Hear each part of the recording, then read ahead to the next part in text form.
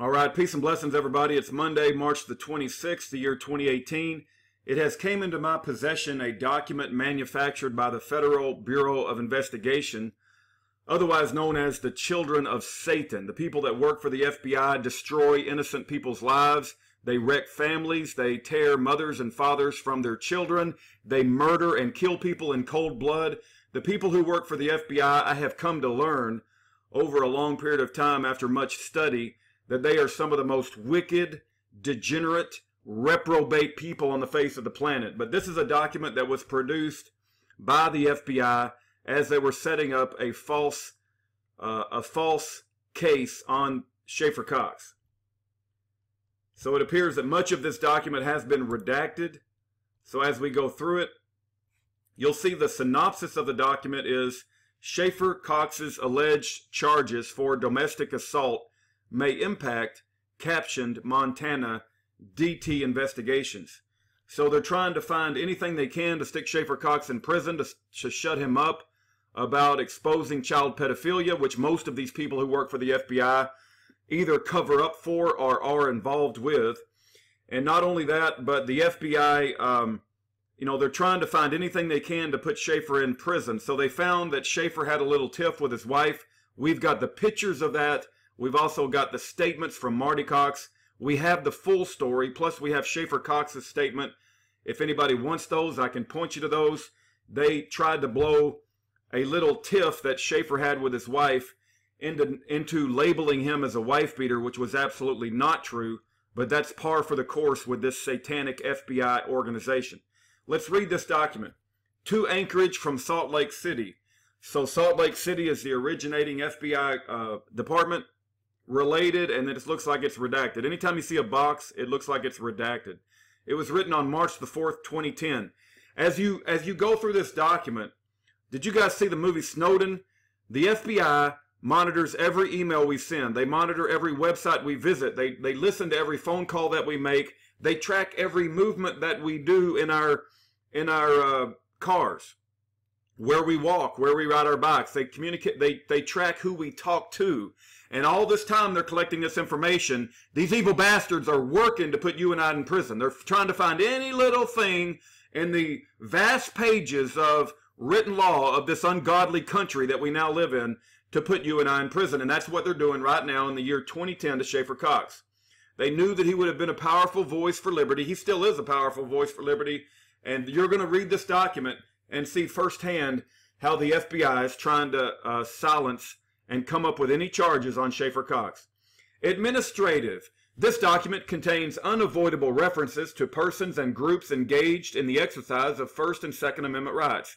However, the justification for this communication and that of the captioned investigations is based upon threats of violence and violations of federal criminal law. If anybody's violent, it's the satanic FBI who killed Lavoy Finicum, who has destroyed innocent men, who's put innocent men in torture prisons and silenced them by putting them in CMUs, Communications Management Units, which were not even approved by Congress. And yet they're calling Schaeffer Cox violent, and yet he's never punched anybody in the face.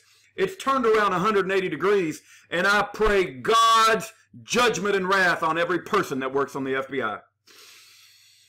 It's hard to even read these things and not get angry. They're concerned about the violence and threats. It's like Sergeant Henry Folsom is concerned about, his children can't go out and play because of Jeffrey Winehouse. And it's Sergeant Henry Folsom that put 4 bullets into the body of Jeffrey Winehouse. Okay, let's regain my composure here. The justification for this communication and that of the captioned investigations is based upon threats of violence and violations of federal criminal law. Specifically, the captioned subjects and their associates have advocated to use firearms, explosives, and organized militias to kill, spill blood, and otherwise combat the federal government. Sounds like I'm reading something from the Southern Poverty Law Center. They appear to be attempting to recruit and encourage others in this regard using the least intrusive methods possible. Attempts have been made to avoid the collection and documentation of information not deemed relevant to this threat. Enclosures. Enclosed are the following materials documenting Cox's popularity and speeches in Montana. a transcript of the November the 24th, 2009 speech to Sanders County Patriots, provided by a militia-related source. They got a transcript of his Montana speech. I hope you go listen to that. It's a great speech, by the way. Purported court documents from the internet regarding Cox's recent charges. Oh, he beat his wife. He's a terrible wife beater. We got him now. Internet communication regarding Cox's upcoming appearance in Montana. Oh, maybe the speech that he made that they have the transcript from was actually pre the Montana speech. I would like to see that. The FD 302 regarding subject blank blank comments regarding Cox. So somebody else said something about Cox, but they redacted it to protect them. Probably a government informant. Flathead County and Lincoln County Liberty Bell declarations. Woo wee. We got him now. Details. Since December of 2009, Salt Lake City has been investigating activity in Montana related to Alaskan subject Schaeffer Cox. In late 2009, Cox made a series of speeches in Montana and Idaho, during which he advocated a plan for solving a perceived problem caused by the federal government. The plan which Cox suggests is already in place in Alaska involves 1. The solicitation of Liberty Bell declarations from concerned citizens. 2. The creation of a Liberty Bell network to respond and monitor law enforcement actions. God forbid that we monitor law enforcement actions. God forbid that anybody try to hold accountable the FBI and law enforcement before they kill another one of us. The formation of the separate common law court system and the creation of an armed militia to violently confront the federal government. Woo! They said the militia is going to violently confront the federal government. Is that what they did to Lavoy Finicum when they violently killed him in cold blood and nobody's ever held accountable? Was anybody ever held accountable for what happened at Waco when they took trophy pictures as young children were burning to death in the background? Was anybody ever confronted when Vicki Weaver was shot in the head holding her baby? Was anybody ever held accountable? The approximately 25-year-old Cox from Fairbanks is a former Republican candidate for Congress and has formed and successfully promoted a Second Amendment task force in Alaska. He helped to organize a Freedom Fest rally in April 2009 at the Carlson Center in Fairbanks. During this period of time, Cox also appeared at the FBI office in Fairbanks and made veiled threats to the federal government regarding further federal gun control legislation. Based upon discussion with the Anchorage case agent, that would probably be FBI Special Agent Richard Sutherland, and with militia activists in Montana, it appears doubtful that Cox has a 3,500-man militia under his command. As he has asserted to crowds in Montana, the Liberty Bell system he advocates is likely not enforced to the degree he suggests in his speeches. One militia activist in Montana has suggested that Cox may have spent time in the mental health facility or drug rehabilitation clinic when he was approximately 18 years old. Hey, you think it's okay for the FBI to be just making blanket statements like that when that's absolutely no evidence whatsoever that's ever true? Do you think it's okay if I just say, well, I heard that somebody once said that Sergeant Henry Folsom was a drug addict and did methamphetamines? Somebody might have said that one time. Did you guys know that somebody might have said that? FBI is a freaking gossip house of idiots and womanly faggots. Cox frequently tells a story to crowds indicating that he survived a harrowing outdoor adventure in Alaska during this time in his life. These inconsistencies. So instead of believing the truth that Cox spent time away, forgotten about in the Alaskan bush, they try to make the case that Cox spent time in a mental health facility. I don't think Schaeffer Cox is lying to us about that. These inconsistencies, along with Cox's statements about illegal firearms, explosives, and violence, caused militia activists in Montana to report his activities to the FBI. Despite his dubious credentials, Cox's plan, dubbed the Solution, has garnered significant support in at least 3 western Montana counties. Followers have urged like-minded citizens to sign Liberty Bell declarations promising to abolish and replace the government if further firearms restrictions are introduced. It should be noted that on February the 27th, 2010, U.S. Attorney General Eric Holder publicly asserted that the current administration foresees the introduction of legislation reinstating of the Clinton-era assault weapons ban. This controversial legislation would appear to trigger the revolution called for by Cox and his followers. Extremist subjects in Montana have praised Cox's assertion that the revolution contemplated in the Liberty Bell declarations should be carried out violently.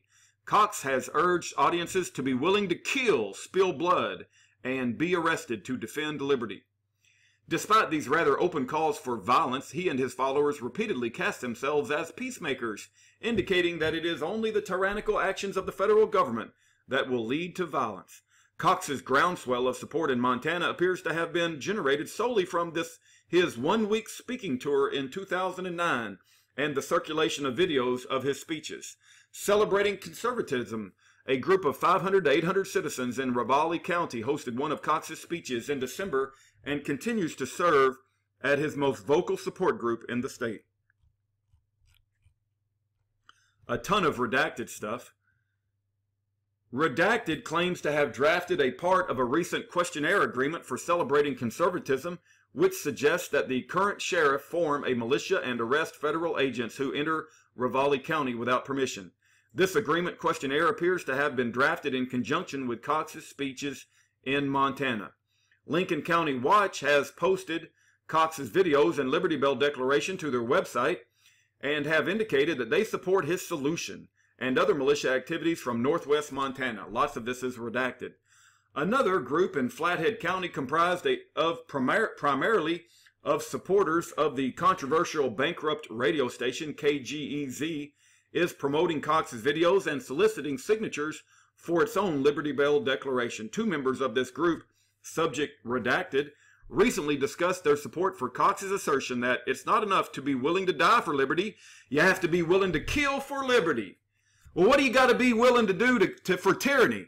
What do you got to be willing to do to keep the people oppressed and under the boot of the government all the time? Do you got to be willing to kill Lavoy Finicum? Do you got to be willing to kill Vicky Weaver? Do you got to be willing to throw Schaeffer Cox in prison for 27 years? Do you got to be willing to kill Ed Brown in prison? What do you got to be willing to do for tyranny?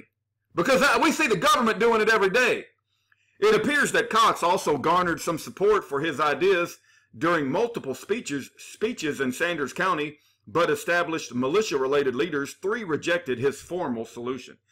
3 constitutionalist Montana legislatures appear to have spoke at Cox's Freedom Fest in Fairbanks in April 2009. They celebrating conservatism and also appears to have also traveled to Alaska and maintain regular contact with Cox. What do you got to do to maintain tyranny? Let me go back to that. I kind of like that train of thought there. You know, do you got to be willing to lie in court? Do you got to be willing to destroy evidence? Do you got to be willing to use manipulated, perjured testimony? Do you got to be willing to break judicial laws to incarcerate the innocent? What do you got to do? What do you got to be willing to do to further tyranny in America?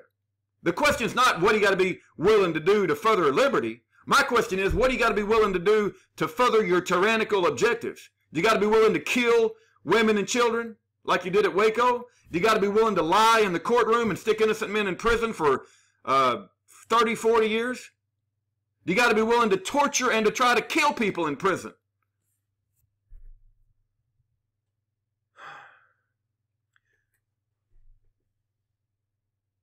Okay, they celebrating conservatism's redacted also appear to have also traveled to Alaska and maintains regular contact with Cox, although blank redacted has indicated that her group is taking steps to put Cox's judicial and militia related plans in place. It is unclear what steps have actually been taken. It should be noted that the majority of citizens involved in the above groups do not pose a threat of actual violence. These citizens and the groups themselves are not subjects of FBI investigations. No attempt is being made to document the names or members of these groups, and the captioned investigations are focused solely on identifying individuals and situations which present actual threats of violence. On March the 1st, 2010, Celebrating Conservatism and Lincoln County Watch posted internet messages advertising a statewide Liberty Convention on May the 21st and 22nd. The message noted what a drawing would be held for attendees to win a meal with Schaeffer Cox. Celebrating Conservatism indicated that they are seeking to have at least 5,000 people attend this paid event, which will be held at the Adams Center at the University of Montana in Missoula. On March the 2nd, 2010, the Fairbanks Daily Newsminer posted an online story entitled "Leader of Fairbanks Second Amendment Task Force, Schaeffer Cox, Choked Wife. Court Documents Say." The story indicates that on March the 1st, 2010, the Alaska State Police in Fairbanks charged Schaeffer Cox with second-degree assault, a Class B felony. Cox allegedly choked his wife during an argument on a family trip to Anchorage. If you guys are hearing this for the first time, don't you dare believe what's written in this document. I got the pictures, I got the statements from Marty, his wife, and I got the statements from Schaeffer. We know what happened that night, and it ain't nothing like a Class B felony of Schaeffer choking his wife. If accurate, the news accounts of Cox being charged with felony assault presents a variety of potential opportunities for gathering of intelligence and prevention of violence associated with Cox's militia and activities. Look at these bulldogs, these little poodles, you know, whatever they are, bulldogs or poodles or faggots. These people in the FBI getting all excited that Schaeffer might get charged with a felony, and if that's true, we're going to be able to get even more information on him. Alaska State Trooper Lieutenant Ron Wall, this is what Schaeffer thinks goes in the box. This isn't what actual document says, but I think somebody took a good guess at what goes in this box. It could be Schaeffer, it could be someone else, I don't know. Alaska State Trooper Lieutenant Ron Wall advised that he would contact Cox and attempt to turn Cox into an informant. Lieutenant Wall stated that evidence to support the domestic assault charge was scant to none, but that Cox has a huge ego and may agree to work as an informant. Did you guys hear that? They know that one of the requirements for being an FBI informant is you got to be one arrogant, prideful, egotistical SOB. And that's why Bill Fulton fit the bill so well. He has a big ego. He might just want to work for the FBI. But that Cox has a huge ego and he may agree to work as an informant simply to avoid the negative media coverage. However, if Cox refuses to become an informant, charges will likely not stick. Cox's arrest may serve to diminish support for the potentially violent movement he has helped to start in Montana. Supporters on the internet, however, have already asserted that the charges are problematic due to technical filing issues, suggesting that Cox may be able to escape conviction, beating the charges, and the resulting loss of his rights to possess firearms may actually strengthen Cox's reputation in the militia community. Given the nature of the militia movement, it is also likely that various conspiracy theories will develop amongst Cox's supporters, insinuating that the federal government is actually orchestrating the state prosecution of Cox. Wow! We might actually get together and have a belief that the state is orchestrating the prosecution of Cox. They just put in their own document that you and I might actually come together and start to think about the fact that it might be true that the government is orchestrating a prosecution of Cox. That they actually think that we might figure it out. As such, any attempt by the FBI to obtain information regarding Cox in Alaska should be done as discreetly as possible, because we don't want them to find out we really are orchestrating a prosecution of Cox. So we got to do it sneaky as possible. Just be as sneaky as you can. In light of the above, it is requested that Anchorage, and the rest of it is redacted. We didn't get to read the rest of it because they redacted it. So these are documents that are coming to light, I believe, as a result of the lawsuit of the FBI informants derailing Schaeffer's effort to win his appeal. And we're going to put this on the internet. It's on Year of Jubilee. Go to Cox page number 2 and go down to the FBI document. Let's just see if I can find it real quick. You go to Gideon's Army, click on Cox number 2, scroll down. Well, let's hold on just one second. Hold on. Well, maybe it's on Cox number 1. Hold on. Bear with me. Thank you for your patience.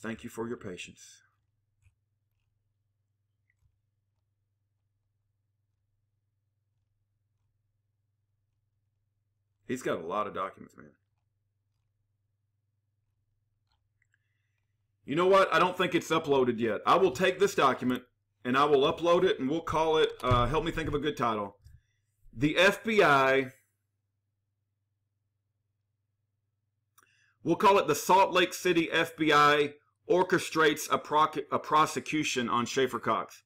I'll put it on Year of Jubilee. You can download the document. We'll call it the Salt Lake City FBI orchestrates a prosecution of Schaeffer Cox. And I don't know if you guys picked up on that, but one of the things they tried to do, that Schaeffer believes they tried to do, was to get him to be an informant. And Schaeffer refused to cooperate with the FBI, and now he's sitting in prison 27 years. God bless you guys. Have a great day.